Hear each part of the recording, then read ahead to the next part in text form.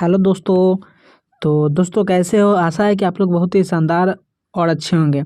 दोस्तों आपका स्वागत है मेरे इस यूट्यूब चैनल परिवार पर। दोस्तों तो आप लोग कैसे हो दोस्तों? तो दोस्तों चलिए मैं क्वेश्चन जो लेके आऊँ वो बीएससीसी यानी बिहार इंटर लेवल जो है एसएससी जो स्तरीय एग्ज़ाम है 2024 में आप लोग को जो होगा उसी के पैटर्न पर जो है आज का जो है जीके वन लाइनर क्वेश्चन जो है हिंदी सामान्य ज्ञान से लेके आया हूँ 25 प्लस यानी 25 से ज़्यादा क्वेश्चन इसमें पाए जाएंगे। ठीक है, बहुत ही इंपॉर्टेंट क्वेश्चन। जैसे में दोस्तों आपको दिखलाया गया कि पूर्व का ताजमहल किसे कहते हैं, तो हुमायूं का मकबरा को। और वायुमंडल में सबसे निचली परत को क्या कहते हैं, तो क्षोभ मंडल कहते हैं। ठीक है, यहाँ पर कट गया होगा, ठीक है, तो क्षोभ मंडल कहेंगे।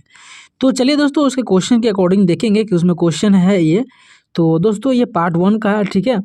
और दोस्तों आप लोग चाहते हैं कि दोस्तों कि हम जो है ऐसा ही जीके का क्वेश्चन वन लाइनर लेके आते रहूं, तो दोस्तों आप लोग कमेंट सेक्शन में ज़रूर कमेंट करके ज़रूर बता दीजिएगा, ठीक है। तो आज का क्वेश्चन देखते हैं। तो उसे मैं पहले बता दूं कि दोस्तों जो अभी तक मेरा चैनल को सब्सक्राइब नहीं किए हैं तो प्लीज़ दोस्तों चैनल को सब्सक्राइब करके बेल आइकन को ज़रूर प्रेस कर लीजिएगा। तो आइए हम चलते हैं क्वेश्चन की ओर और अपने दोस्तों को भी शेयर कर लीजिएगा जो दोस्तों एडुकेशन से जुड़े होंगे, ठीक है, उसको शेयर ज़रूर कर दीजिएगा, ठीक है। तो आइए हम चलते हैं क्वेश्चन की ओर। कह रहा है कि किस हिमालय चोटी को सागर माथा कहते हैं।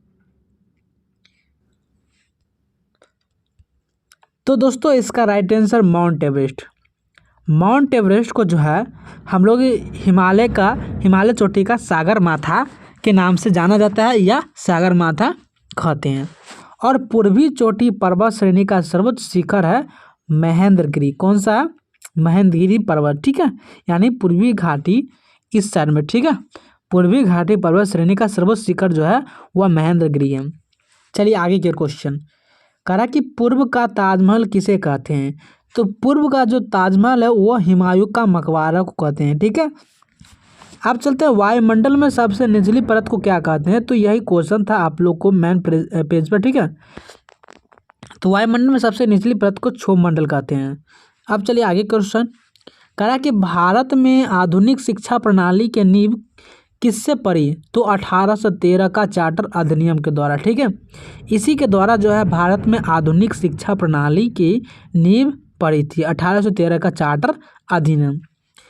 कहा कि वाराणसी में प्रथम संस्कृत महाविद्यालय की स्थापना किसने की थी, यानी बनारस यानी उत्तर प्रदेश, यूपी में पकड़ा था, ठीक है, यानी उत्तर प्रदेश में कि वाराणसी में प्रथम, अभी जो है इसका नाम जो है वाराणसी का बनारस, उसको बनारस से बोल सकते हैं या वाराणसी। तो इसका प्रथम संस्कृति महाविद्यालय की स्थापना किसने की थी, तो जोनाथन डंकन ने, ठीक है। तो इसका राइट आंसर हो गया। अब आगे क्वेश्चन चलते हैं। हिंदू पौराणिक मान्यताएं अनुसार पट्टचित्र शैली जो है किस भगवान यानी भगवान शिव, कौन सा? भगवान शिव का, ठीक है। कहा कि निम्न में से जो है किसने लंदन में सर विलियम हर्ट कर्जन वायली की हत्या की थी, तो मदन लाल ढेंगरा। कौन हो जाएगा? मदन लाल ढेंगरा। तो इसका राइट आंसर ऑप्शन नंबर यही हो गया, ठीक है। आगे क्वेश्चन चलते हैं। भारत की संविधान सभा ने किस वर्ष में कामकाज प्रारंभ किया, तो वो हो जाएगा 1846 में, ठीक है। कौन सा हो जाएगा? 1846 में। कह रहा है कि संसद के, अगला क्वेश्चन है, संसद के केंद्रीय कक्ष में संविधान सभा की पहली बैठक कब हुई थी, तो संविधान सभा की पहली बैठक जो है 9 दिसंबर को हुई थी 1946 में, 9 दिसंबर 1946 में, ठीक है। आगे क्वेश्चन बढ़ते हैं। कह रहा है कि भारत में दल रहित लोकतंत्र का प्रस्ताव किसने रखा था, तो इसका राइट आंसर हो जाएगा जयप्रकाश नारायण ने। किसका, कौन क्या था दोस्तों? तो जयप्रकाश नारायण ने, ठीक है। कह रहा कि आर्य समाज के संस्थापक कौन थे, तो आर्य समाज के जो संस्थापक थे वह थे दयानंद सरस्वती जी। कौन थे? दयानंद सरस्वती जी थे जो आर्य समाज के संस्थापक थे। आगे क्वेश्चन देखते हैं क्या कह रहा है। कह रहा कि भारत में पहली बार सार्वजनिक निर्माण विभाग की स्थापना किसने की, तो वह हमारा हो जाएगा लॉर्ड डलहौजी ने। कौन क्या था? लॉर्ड डलहौजी ने, ठीक है। कह रहा कि अजमेर में मेयो कॉलेज की स्थापना किसने की थी, तो अजमेर में मेयो कॉलेज की जो स्थापना की थी वह किए थे लॉर्ड मेयो ने। ठीक है, किसने किया था? लॉर्ड मेयो ने। आगे क्वेश्चन की ओर बढ़ते हैं दोस्तों। कहा कि निजता का अधिकार किसके अधीन आता है?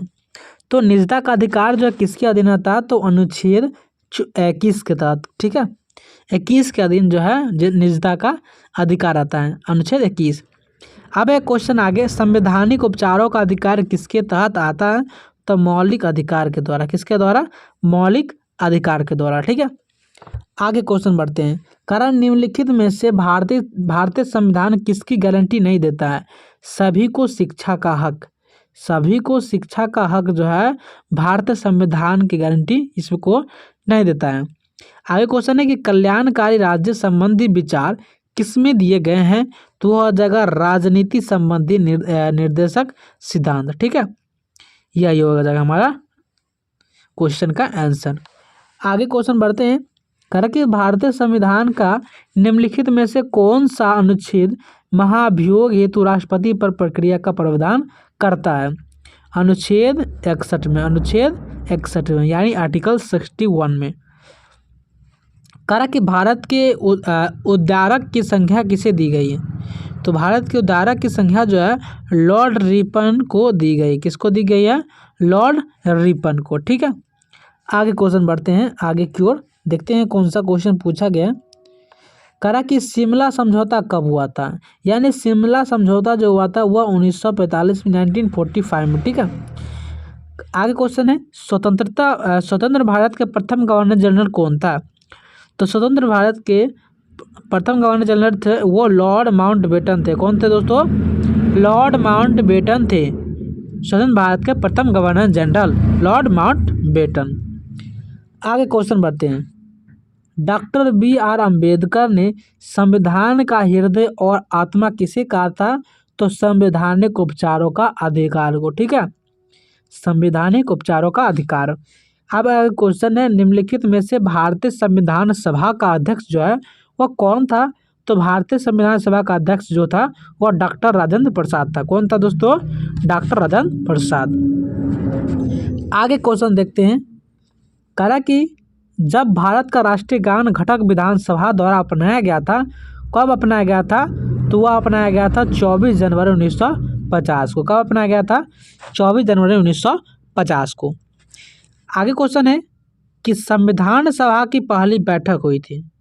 तो संविधान सभा की पहली जो बैठक हुई थी वह 9 दिसंबर 1946 को हुई थी। कब हुई थी?